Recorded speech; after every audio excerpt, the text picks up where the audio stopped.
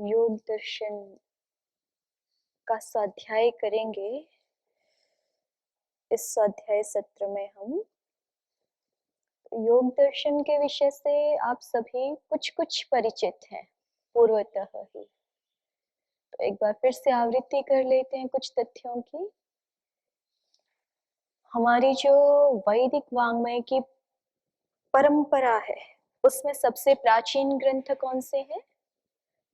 सबसे प्राचीन ग्रंथ कौन से हैं? वेद। उनमें से भी ऋग्वेद को सबसे प्राचीनतम माना जाता है। तो ऋग्वेद, यजुर्वेद, सामवेद और अथर्ववेद, ये चार वेदों की संहिताओं की परंपरा सबसे पहले प्रारंभ हुई। ऐसा विद्वज्जनों को अभिमत है कि वेद अपौरुषेय ग्रंथ है। कैसे ग्रंथ है? अपौरुषेय ग्रंथ है। इनको अपौरुषेय क्यों कहते हैं? पुरुष के द्वारा निर्मित नहीं है। पुरुषेण कृतं भवति चेत् पौरुषेयं भवति, पुरुषेण न कृतम् अस्ति चेत् अपौरुषेयं वर्तते। ठीक है? जैसे ये धरती है, चंद्र है, सूर्य है, ये किसी पुरुष ने नहीं बनाए ना, तो किसने बनाए? ये ईश्वर ने बनाए। ऐसे ही वेद भी जो है वो क्या है? अपौरुषेय है, किसी मनुष्य ने नहीं बनाए। तो फिर वेद कैसे प्रकट हुए? तो महर्षि दयानंद जी ऋग्वेद आदि भाष्य भूमिका में वेद का आविर्भाव कैसे हुआ इस विषय को रखते हुए कहते हैं कि सृष्टि के प्रारंभ में परमपिता परमेश्वर ने उन ऋषियों के हृदय में जिनका अंतःकरण सबसे ज्यादा निर्मल था, सबसे ज्यादा पवित्र था, उन ऋषियों के हृदय में इस ज्ञान को प्रकट किया। वो चार ऋषियों की कोटियां मानी जाती हैं। जैसे चार संहिताएं हैं आपकी, ऋग, यजुः, साम और अथर्व। ऐसे ही चार ऋषि हुए। कौन कौन हुए? वायु, आदित्य और अंगिरा। ठीक है? अग्नि, वायु, आदित्य और अंगिरा, इन चार ऋषियों के हृदय में इन चार वेदों के ज्ञान को परमात्मा ने प्रकट किया और सृष्टि के आरंभ में ही किया। इसके लिए आप उदाहरण सुनते रहते हैं कि जैसे कोई भी नया इंस्ट्रूमेंट बन करके आता है मार्केट में, तो उसके साथ ही मैनुअल बुक भी आती है कि 10 साल बाद आती है, उसके साथ ही आती है ना। तो ऐसे ही ये पूरा संसार भगवान जी ने रचा, तो इसके साथ ही इसका क्या भी दे दिया? इसका मैनुअल बुक भी दे दिया कि संसार में रहना कैसे है, किस वस्तु का उपयोग कैसे करना है। वो सारे विधि निषेध भी जो है वो वेदों के माध्यम से सृष्टि के प्रारंभ में ही भगवान जी ने मनुष्यों के लिए, हम सब मनुष्यों के लिए ज्ञान प्रदान कर दिया। आप प्रतिदिन बोलते हैं ना संकल्प पाठ में, कितना समय हो चुका है इस सृष्टि को? संस्कृत में बोलिए। एक वृंद षण्णवति कोटि अष्टलक्ष त्रिपंचाशत् सहस्र विंशत्युत्तर शततमे सृष्टि संवत्सरे, ऐसे बोलते हैं ना आप लोग। तो 1 अरब 96 करोड़ 8,53,120 वर्ष, ऐसा ये सृष्टि का प्रारंभ चल रहा है। अच्छा, इस सृष्टि से पहले दूसरी भी सृष्टि थी? इस सृष्टि से पहले कोई और सृष्टि थी कि नहीं थी? थी। उससे पहले भी कोई सृष्टि थी और उससे पहले थी। तो कहां तक पहुंचेंगे? सृष्टि कैसी हो गई? प्रवाह से अनादि। कैसी हो गई? अच्छा, ये शब्द क्यों बोल रही हूं मैं, प्रवाह से अनादि? प्रवाह से क्यों बोलते हैं?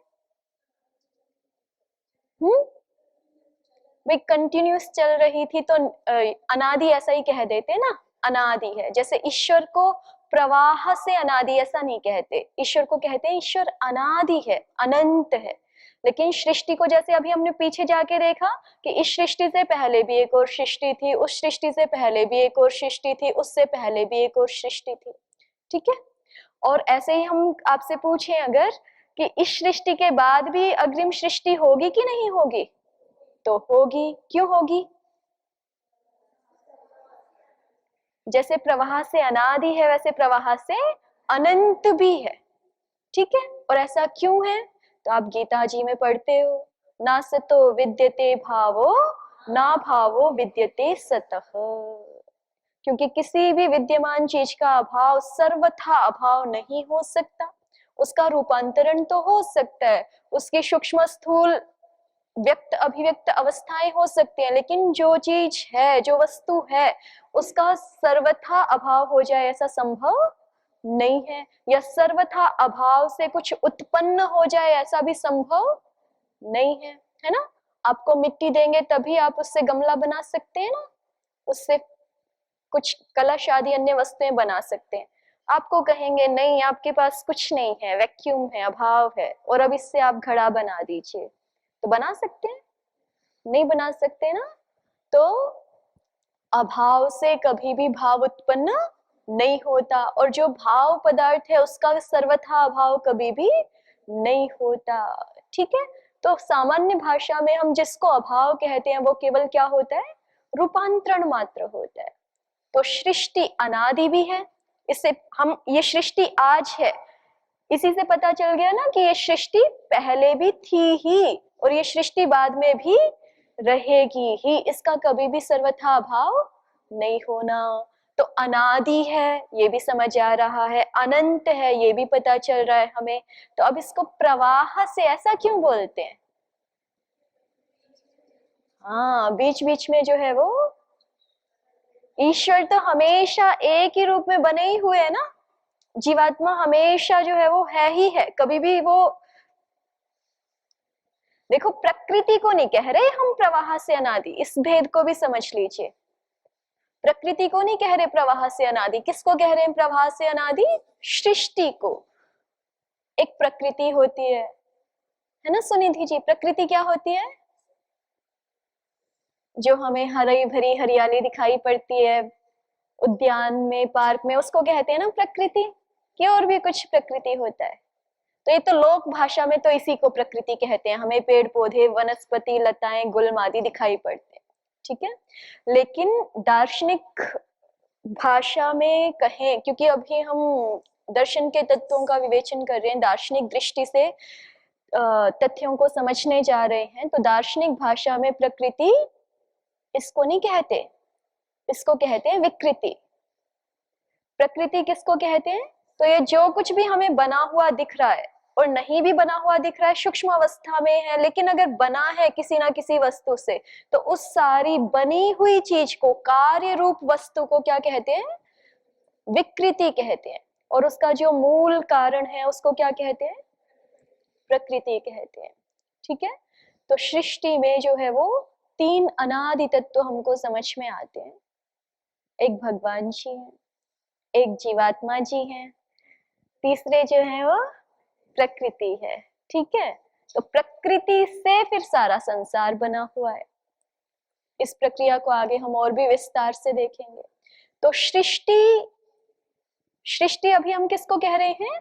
प्रकृति से बनी हुई जो वस्तुएं हैं, जो भी है, महातत्व से लेकर के स्थूल भूत पर्यंत, ग्रह उपग्रह वृक्ष वनस्पति पर्यंत जितना भी सारा संसार है उसको हम क्या कह रहे हैं? सृष्टि कह रहे हैं या विकृति कह रहे हैं। तो वो सृष्टि कैसी है? प्रवाह से अनादि है, प्रवाह से अनंत है।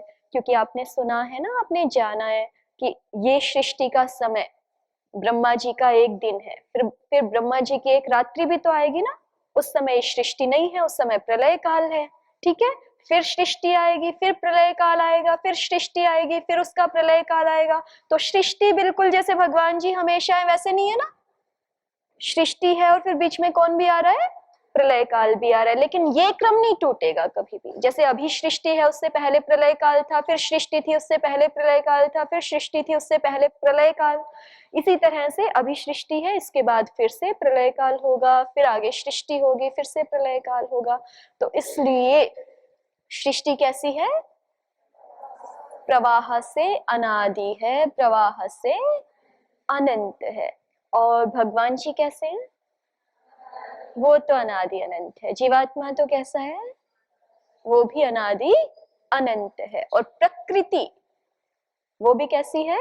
अनादि अनंत है। ठीक है।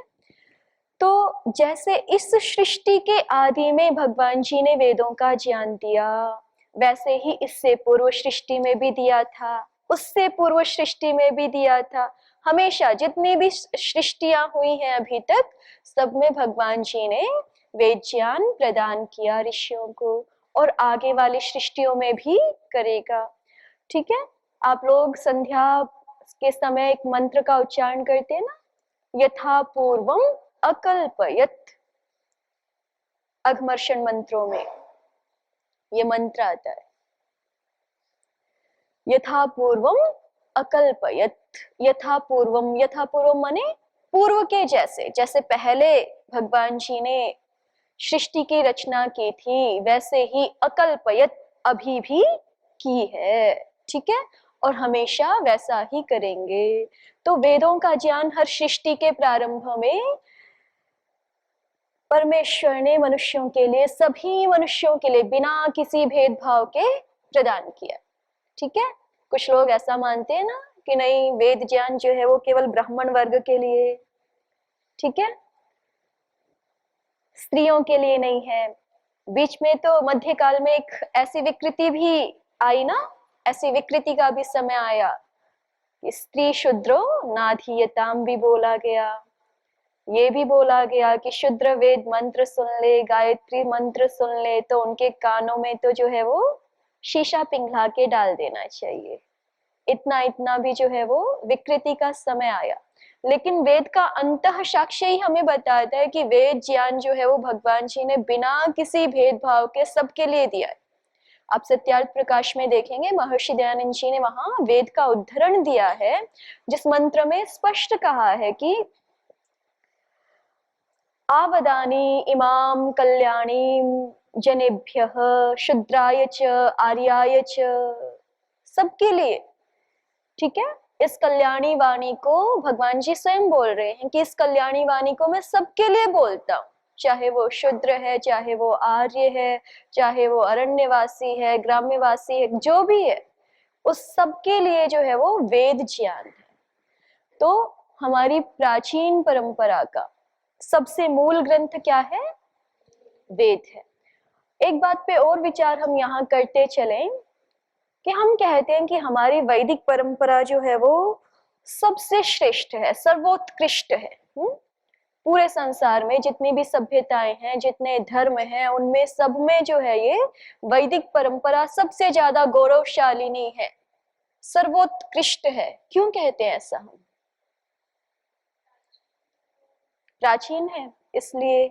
और बताएं और विचार करें क्यों इसके पीछे। जब आपसे कोई प्रश्न करेगा कि आप ऐसा कह रहे हैं, ठीक है, आप इस धर्म में या इस संस्कृति में उत्पन्न हुए हैं इसलिए आप इसको गौरव दे रहे हैं, जो इस्लाम मत में उत्पन्न हुआ होगा वो उसको गौरव देगा, फिर जो ख्रिस्त मत में, ईसाई मत में उत्पन्न हुआ है, जैन मत में उत्पन्न हुआ है, बौद्ध मत में परिवार से ही परंपराएं प्राप्त हो जाती है ना हमें, तो जो जो जिस जहां जहां उत्पन्न हुआ है वो अपनी अपनी परंपराओं को जो है वो श्रेष्ठ बताएंगे। तो आपके पास क्या हेतु है कि आप कहें कि वैदिक धर्म ही जो है, वैदिक परंपराएं, ऋषि मुनियों द्वारा स्थापित की गई जो जीवन परंपराएं, ज्ञान परंपराएं, वही सबसे ज्यादा श्रेष्ठ हैं? क्या हेतु है आपके पास? कैसे सिद्ध करेंगे आप? वो भी ऐसा ही कहेंगे कि हमारे बाइबल में भी मनुष्य जीवन के लिए जितना सारा ज्ञान है वो सब आवश्यक वर्तमान है। तो लेकिन जैसे आपने कहा कि वेद हमारे लिए प्रमाण है, उनके लिए उनके ग्रंथ प्रमाण है ना। जो मुस्लिम भाई बहन हैं वो कुरान को प्रमाण मानते हैं, जो ईसाई लोग हैं वो बाइबल को प्रमाण मानते हैं। फिर क्या करेंगे आप?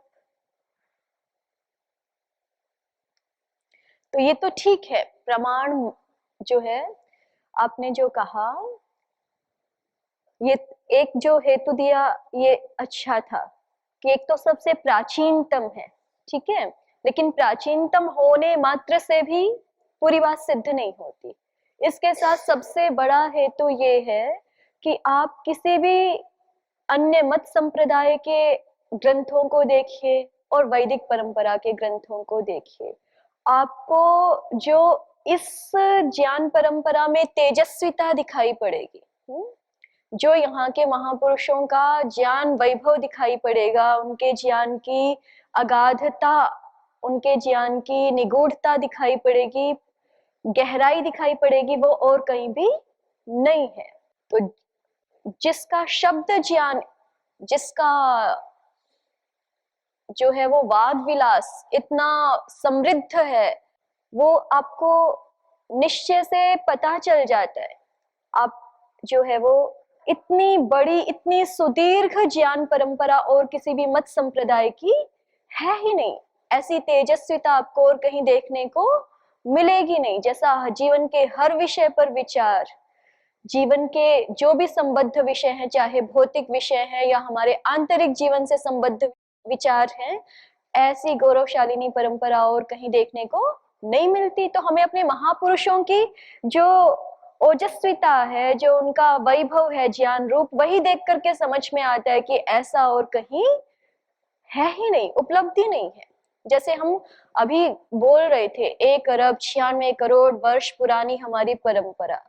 अन्य परंपराएं कैसी हैं? कोई 500 साल 400 साल पुरानी है, कोई तो 100 साल ही पुरानी है। ज्यादा से ज्यादा जो है वो जिनका इतना प्रचार है ईसाई मत और मुस्लिमों का, वो भी जो है वो प्रायः 2000 साल पुराने हैं। ठीक है, तो इतनी जो सुदीर्घ विस्तृत परंपरा है हमारी, और उसमें किसी प्रकार की न्यूनता नहीं है, किसी प्रकार की भी न्यूनता नहीं है। जीवन के प्रत्येक क्षेत्र का जो है वो यहाँ पर समन्वय किया गया है। तो वैदिक परंपरा, इसलिए हम कहते हैं कि वैदिक परंपरा हमारी सबसे श्रेष्ठ परंपराएं हैं। अब इस वैदिक ज्ञान परंपरा में सबसे मूल ग्रंथ के रूप में तो हमने देखा वेदों को। फिर कालांतर में जैसे जैसे मनुष्यों की मेधा को और इस चीज की आवश्यकता हुई कि अब वो केवल सूत्र रूप में बातों को नहीं समझ सकते, उनके लिए व्याख्यान की आवश्यकता है। तो जैसे हम देखते हैं, आप लोग अष्टाध्यायी पढ़ते हैं ना, तो अष्टाध्यायी के केवल आपको सूत्र बता दिए जाएं तो आपको अभी आज की तारीख में कुछ भी समझ आएगा? नहीं आएगा ना। तो इसलिए पहले अष्टाध्यायी पढ़ाते हैं, फिर उसका जो है सरलतम रूप से अर्थ बताने के लिए, उसका परिचय कराने के लिए प्रथमावृत्ति पढ़ाई जाती है। फिर जो है उसमें और गहराई से प्रवेश कराने के लिए काशिका द्वितीयावृत्ति पढ़ाई जाती है, और एक तृतीय आवृत्ति के रूप में फिर अंततः महाभाष्य पढ़ाया जाता है। ये सारे व्याख्यान ही तो है ना, किसके? अष्टाध्यायी सूत्रों के। जो इतने इतने सूत्र हैं, फिर उनके इतने बड़े बड़े व्याख्यान करने पड़ते हैं कि जिससे जिस विषय को उन महर्षि पाणिनि जी ने इतने छोटे से सूत्र में संवेद कर दिया, वो विषय हमारी बुद्धि में पूर्णतः प्रकाशित हो सके, उसके लिए बहुत सारे व्याख्यान अपेक्षित होते हैं। तो इसी तरह से भगवान जी ने मूल रूप में, सूत्रात्मक रूप में ऋषियों के हृदय में वो ज्ञान प्रकट कर दिया। ऋषियों को तो उतने से ही समझ में आ गया, ठीक है ना, ऋषियों को तो उतने से ही समझ में आ गया। ये तो प्रज्ञा का भेद है ना, बुद्धि का भेद है। किसी को एक शब्द कहने से ही समझ में आती है बात, और किसी को 2 वाक्य 4 वाक्य बोलने से आती है, और किसी को पूरा ग्रंथ सुनाने से बात समझ में आती है। तो कालांतर में जो है वो वेदों के व्याख्यान की भी आवश्यकता हुई। तो इस आवश्यकता के अनुरूप फिर किन ग्रंथों का प्रणयन किया गया ऋषियों द्वारा? उपवेदों का। वेदों के सबसे पहले उपवेद हुए, फिर ब्राह्मण ग्रंथ हुए, आरण्यक ग्रंथ हुए, जो है षडंग हुए, उपांग हुए। वेद के उपांग बोले जाते हैं ना, एक वेद के वेदांग है, एक वेद के उपांग है। वेद के वेदांग आप जानते हैं, किसको कहते हैं वेद के वेदांग? शिक्षा, कल्प, व्याकरण, निरुक्त, छंद और ज्योतिष। ये 6 वेद के वेदांग हैं। शिक्षा, कल्प, व्याकरण, निरुक्त, छंद और ज्योतिष, ये वेद के वेदांग हैं। और वेद के 6 उपांग माने जाते हैं, जिसको आप दूसरी भाषा में, दूसरे शब्दों में षड दर्शन भी कहते हैं। तो षड दर्शन से भी आप परिचित हैं। योग, सांख्य, न्याय, वैशेषिक, पूर्व मीमांसा, उत्तर मीमांसा, या मीमांसा और वेदांत, ऐसा भी आप बोल सकते हैं। ठीक, तो ये विस्तृत ज्ञान परंपरा है। और फिर इनकी टीकाओं, उप टीकाओं के रूप में, सहस्रशः ग्रंथों के रूप में वैदिक ज्ञान परंपरा का विस्तार हमें आज भी प्राप्त होता है, जबकि हमारे बहुत सारे ग्रंथों को, अनमोल ग्रंथों को किसने जला दिया था? उसमें भी कौन है? तक्षशिला के ग्रंथों को, नालंदा के ग्रंथों को, इनको जला दिया गया ना बहुत सारा। ऐसा सुना जाता है कि 6 महीने तक लगातार जो है वो अग्नि जलती रही। ठीक है, तो इतना सारा जब नष्ट किया जा चुका है, उसके बाद भी जो है वो सहस्रशः ग्रंथ हमारे पास उपलब्ध है वैदिक ज्ञान परंपरा के रूप में। तो इसी क्रम में कौन कौन हो गए? वेद, उपवेद, ब्राह्मण ग्रंथ, आरण्यक ग्रंथ, वेदांग, उपांग, ये तो मूल है। फिर इसके आगे भी और बहुत सारा विस्तार है टीकाओं के रूप में। तो इसमें अभी हम चर्चा करेंगे दर्शन के बारे में, जिसको कि वेद का क्या कहा जाता है? उपांग कहा जाता है, या षड दर्शन कहा जाता है। प्रणाम दीदी। दीदी, जैसे जीवात्मा, परमात्मा और प्रकृति, ये जो है ये अनादि और अनंत है, लेकिन हम सृष्टि को कह रहे हैं कि प्रवाह से अनादि और अनंत है। तो सृष्टि से क्या ले रहे दीदी? प्रकृति से जो भी उत्पन्न होता है ना, जैसे सांख्य दर्शन में कहा सत्व रजस तमसाम साम्यावस्था प्रकृति, ये तो प्रकृति की परिभाषा हो गई। ठीक है, प्रकृति की परिभाषा क्या हो गई? सत्व रजस तमसाम साम्यावस्था प्रकृति। सत्व, रजस और तमस की साम्य अवस्था, उसको प्रकृति कहते हैं। अब ये सत्व, रजस, तमस क्या चीज है?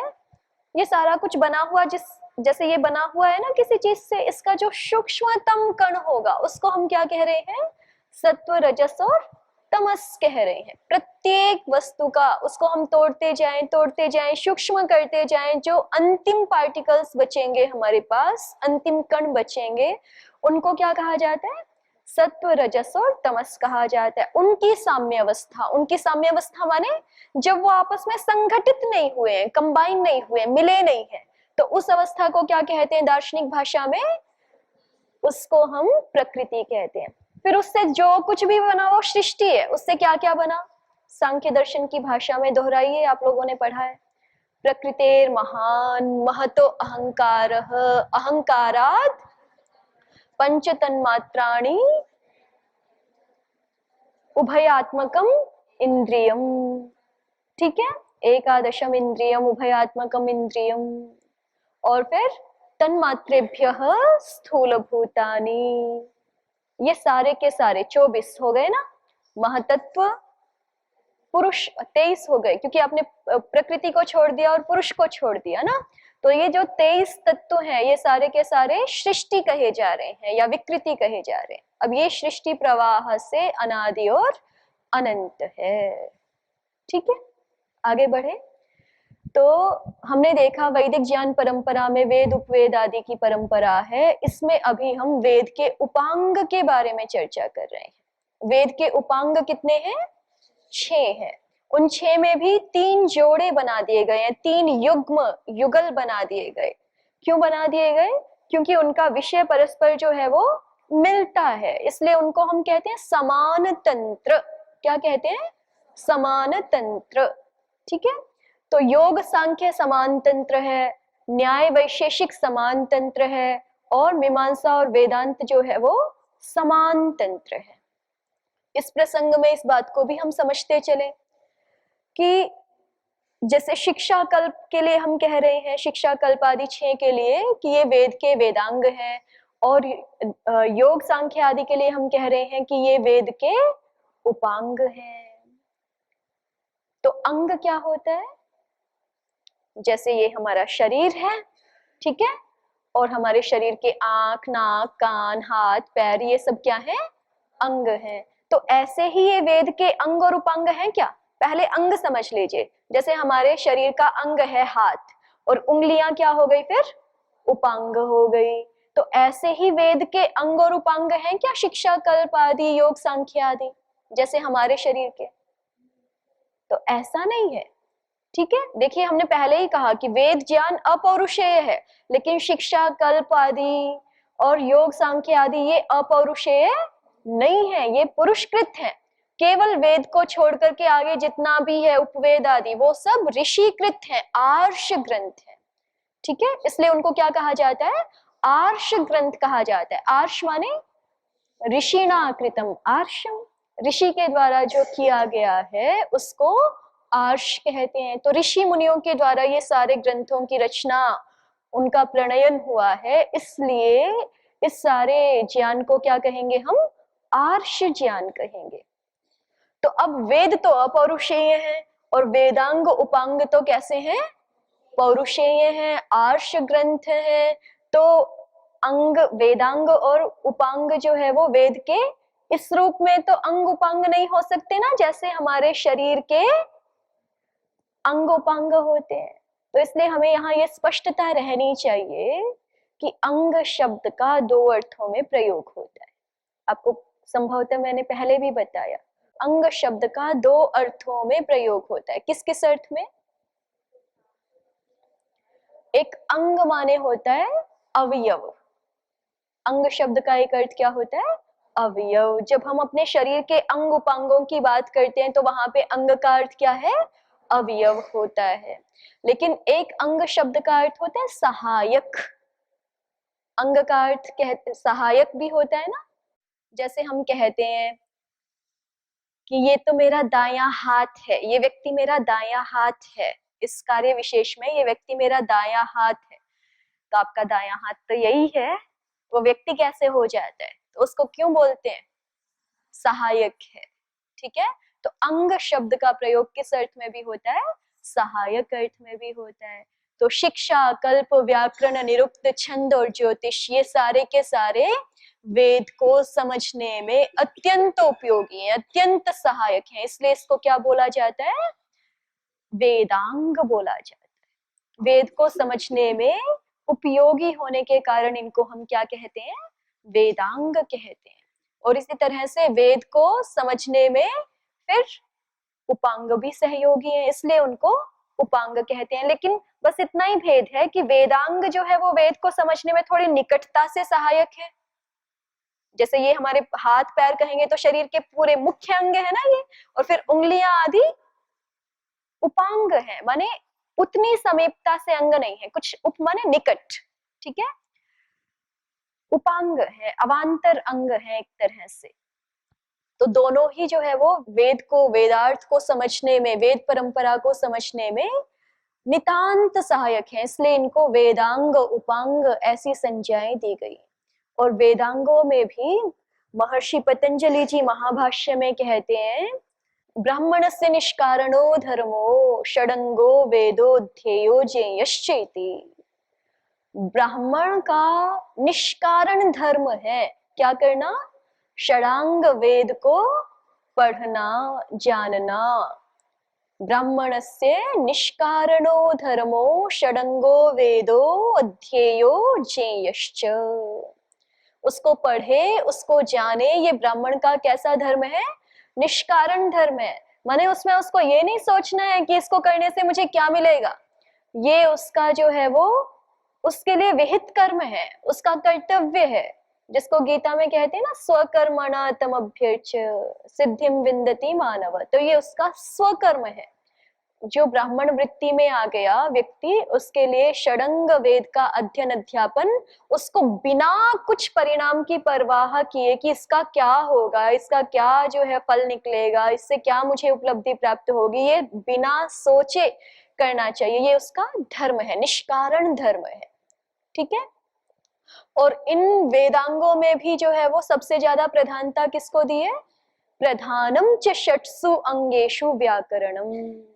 ये आपकी विप्रतिपन्न बुद्धि को थोड़ा ठीक करने के लिए मैं कह रही हूँ। कई बार ऐसा आ जाता है ना मन में, व्याकरण पढ़ के क्या पढ़ेंगे, सीधे दर्शन ही पढ़ लेते हैं, सीधे जो है अध्यात्म में ही प्रवेश कर जाते हैं।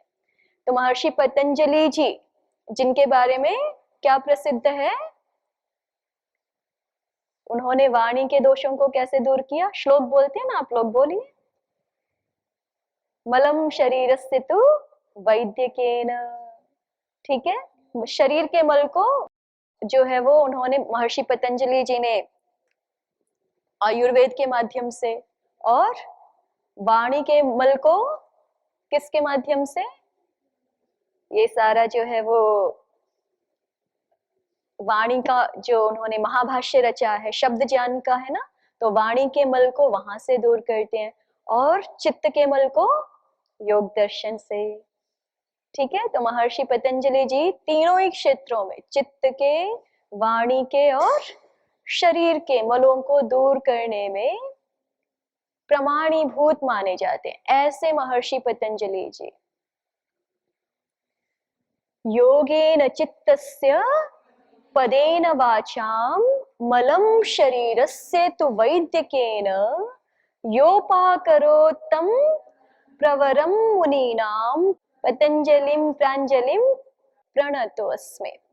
ठीक है, तो महर्षि पतंजलि जी जो कि मुनियों में अत्यंत श्रेष्ठ मुनि हुए हैं, उन्होंने योगेन चित्तस्य, योग दर्शन रच करके हमारे चित्त के मलों का निराकरण करने का एक सुदृढ़ उपाय हमारे सामने प्रस्तुत किया है। और पदेन वाचाम, पदज्ञ हैं वो, शब्दों को जानने वाले हैं, ठीक है, पदज्ञ हैं, तो इसलिए जो है वो महाभाष्य महर्षि पतंजलि जी ने ही रचा है, तो वाग शुद्धि उसके द्वारा होती है।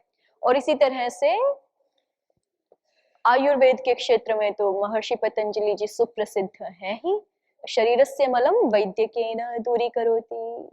उन मुनि को हम नमस्कार करते हैं। उन मुनि ने, उन महर्षि पतंजलि जी ने महाभाष्य में क्या बोला है कि प्रधानम च, ये वाक्य भी पहला भी उन्हीं का है जो आपको अभी बताया गया, ब्राह्मणस्य निष्कारणो धर्मः षडंगो वेदोध्येयो ज्ञेयश्च।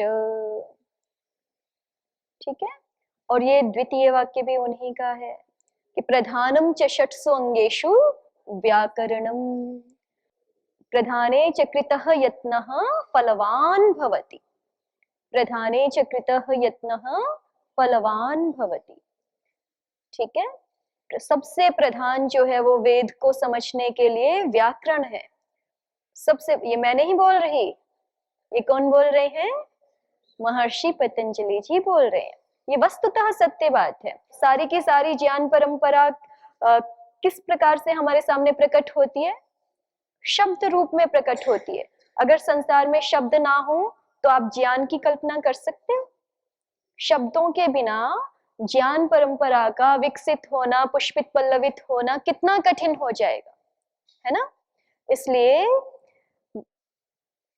भर्तृहरि मुनि जी ने वाक्यपदीय में शब्द का महात्म्य वर्णन करते हुए कहा, यदि शब्दाह्वयं ज्योति आसंसारं न दीपयेत, इदम अंधन तमः कृष्णं जायेत भुवनत्रयम्। यदि शब्दाह्वयं ज्योति ही आसंसारं न दीपयेत, ये सारा का सारा संसार जो है वो, ये भुवनत्रय अंधकार में विलीन हो जाएगा अगर शब्द रूप ज्योति इस संसार को प्रकाशित ना करे तो। इदम अंधन तमः कृष्णं जायेत भुवनत्रयम् यदि शब्दाह्वयं ज्योतिर आसंसारं न दीपयेत। ठीक है, तो ये सारा का सारा ज्ञान हमारे सामने शब्द रूप में है, और शब्द में भी कौन सी भाषा में? संस्कृत भाषा में। तो उस संस्कृत भाषा के अंतस्थल में प्रवेश पाने के लिए कौन साधन है? महर्षि पाणिनि जी द्वारा कृत जो संस्कृत व्याकरण है वही साधन है। ठीक है, इस बात को स्वयं महर्षि पतंजलि जी कह रहे हैं। प्रधानम च षट्सु अंगेषु व्याकरणम, प्रधाने च कृतः यत्नः फलवान भवति। प्रधान में जो आपने यत्न कर लिया वो फलवान हो जाएगा। ठीक है, प्रधान को पकड़ लिया तो गौण अपने आप उसके साथ जो है वो चले आएंगे। तो ये षडंग का महत्व है। उसके साथ साथ उपांगों का भी बहुत महत्व है। उपांग के रूप में हम 6 दर्शनों को जानते हैं। 6 दर्शनों का नाम हमने समझ लिया, योग, सांख्य, न्याय, वैशेषिक, मीमांसा और वेदांत। मीमांसा को पूर्व मीमांसा नाम से भी कहते हैं और वेदांत को उत्तर मीमांसा, ब्रह्म सूत्र इस नाम से भी कहते हैं। ठीक है, तो इनमें से अभी हम योग दर्शन पर कुछ चर्चा करेंगे। तो योग दर्शन के बारे में देखें, मुख्य रूप से जो इसका कलेवर है, योग दर्शन का शरीर है, वो कितना है? 4 पादों के रूप में है। इसके रचयिता महर्षि पतंजलि जी हैं। सूत्रात्मक रूप में हमें ये ग्रंथ प्राप्त होता है। 4 पादों में सूत्र निबद्ध किए गए हैं। 4 पाद कौन कौन से हैं? समाधि पाद, साधन पाद, विभूति पाद और कैवल्य पाद। कुल मिलाकर के 4 पादों में 195 सूत्र हैं। प्रथम पाद में कितने सूत्र हैं? 51 सूत्र हैं। द्वितीय पाद और तृतीय पाद में 55 सूत्र हैं और चतुर्थ पाद में 34 सूत्र हैं। तो कुल मिलाकर के जो है वो 195 सूत्र यहाँ पे इस ग्रंथ में आचार्य ने गुम्फित किए। ठीक है, तो दर्शनों की दृष्टि से देखें, पूरे षट दर्शनों की दृष्टि से, तो सबसे संक्षिप्त स्वरूप जो है वो किसका है? योग दर्शन का है। लेकिन योग दर्शन के बारे में एक बात कही जाती है और वो जो है वो बहुत सटीक बात है कि योग दर्शन जो है वो पढ़ने का ग्रंथ नहीं है, योग दर्शन जो है वो करने का ग्रंथ है। यहाँ पर आपको सिद्धांततः तो बातें प्राप्त होंगी, लेकिन ये सारा ज्ञान केवल सिद्धांत समझने के लिए मात्र नहीं है। ये सारा ज्ञान क्या है? करने के लिए। तो इसलिए क्रियात्मक ग्रंथ है। जितना सरल इसको समझना है, उतना ही विशिष्ट जो है वो, उतना ही पुरुषार्थ साध्य इसका अपने जीवन में आचरण है। तो ये बात हमेशा ध्यान रखें कि ये ग्रंथ केवल जो है वो पढ़ने के लिए नहीं है। ये ग्रंथ किसके लिए है? करने के लिए। पढ़ने से तो एक विशेष स्तर का लाभ प्राप्त होता ही है हमें, लेकिन जो इसका वास्तविक लाभ है उसको वही व्यक्ति प्राप्त कर सकता है जो साथ में ये भी ध्यान देगा कि मैंने ये जो सोचा, समझा, सुना, स्वाध्याय किया, निदिध्यासन किया, ये मेरे जीवन में कितने कितने अंशों में आता जा रहा है। जिसका इस बात पे भी ध्यान रहेगा वही वस्तुतः जो है इस ग्रंथ का लाभ प्राप्त कर सकते हैं। तो आज इस बात को हम यहीं पर विराम देते हैं। आज हमने अपनी प्राचीन परंपरा का कुछ संक्षेप में परिचय प्राप्त करने का प्रयास किया। योग दर्शन के संदर्भ में इसमें क्या विषय हैं, किन तत्वों का विशेषतः यहाँ वर्णन किया गया है, योग के किस स्वरूप को महर्षि पतंजलि जी वास्तविक योग के रूप में देखते हैं, योग के क्या साधक हैं, बाधक हैं, योग के कितने प्रकार हैं, योग किन स्तर के व्यक्ति के लिए जो है वो योग को कहाँ से प्रारंभ करना चाहिए, इन सभी बातों को हम इस ग्रंथ में विस्तार के साथ अग्रिम कक्षाओं में, अग्रिम सत्रों में देखेंगे। तो इसको यहीं पे विराम करते हैं।